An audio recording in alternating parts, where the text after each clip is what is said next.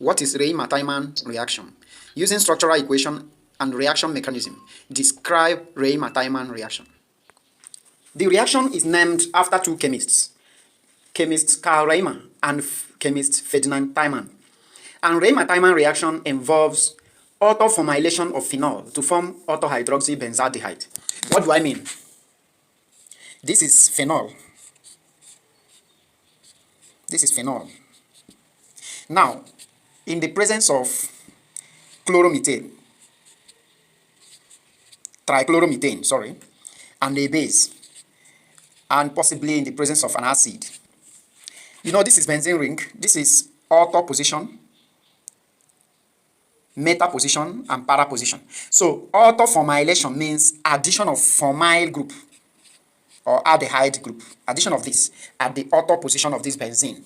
That is the role of all these things, to add formyl group at the auto position in order to form this.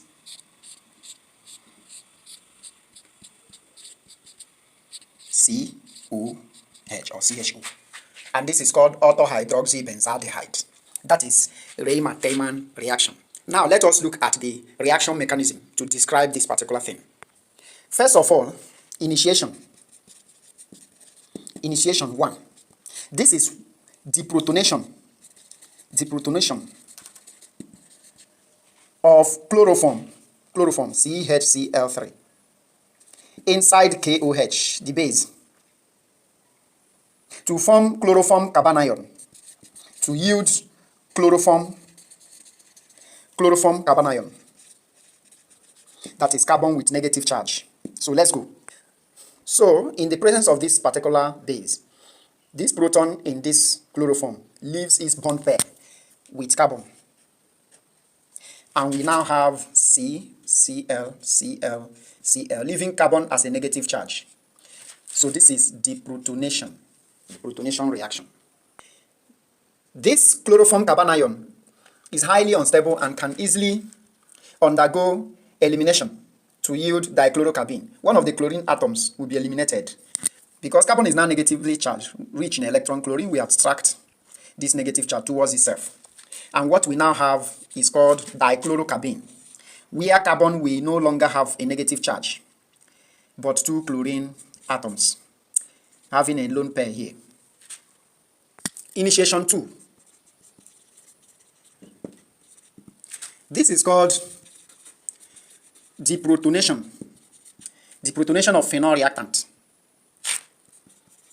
Phenol to a phenoxide ion, negatively charged phenoxide ion, phenoxide,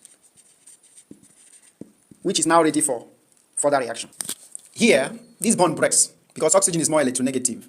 The bonded pair goes to oxygen because of presence of OH, KOH, which causes the deprotonation. So there is deprotonation to form what is called phenoxide, O minus. O minus. This is phenoxide ring. One special thing about phenoxide ring is that this negative charge gets delocalized inside the benzene ring. It gets delocalized, causing the ring to be more nucleophilic. So it will now attract the carbene. And how does it happen? How does this happen? The charge, the negative charge, creates double bond here. And this double bond will shift. It's going to shift towards the carbene, which is highly reactive. This is that carbene, dichlorocarbene. And when this is done, we have this. Remember, double bond should now be established here, and this double bond will disappear, and we have this. One thing you should note is that there is hydrogen here, not only here. Hydrogen, hydrogen, hydrogen. So this hydrogen is spectacular to the next reaction. Is spectacular because this negatively charged carbon, the electron is going into hydrogen, so that hydrogen will break its bond into this single bond in order to re-establish the double bond in benzene ring. And what do we now have? Recall that when this double bond is re-established, the double bond here goes to oxygen to create negative charge. And we now have this double bond here double, double. Now single bond oxygen with negative charge.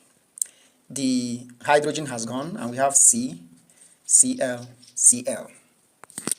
Remember, the hydrogen was here and the negative charge entered there, so the hydrogen is now here. This is dichloromethyl substituted phenoxide ring. Dichloromethyl substituted phenoxide. So this particular species will undergo hydrolysis in the presence of potassium hydroxide. What happens is that chlorine is eliminated. Chlorine is eliminated from here. It breaks this bond.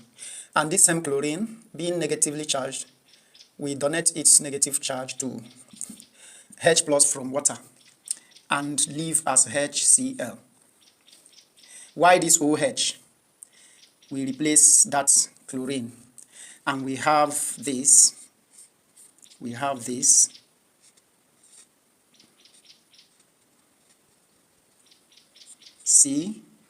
COH, ClH. Remember the lone pairs. Now finally, this bond breaks into this place, rendering H positive, and the negative charge goes to that H. Chlorine leaves, and we now have this.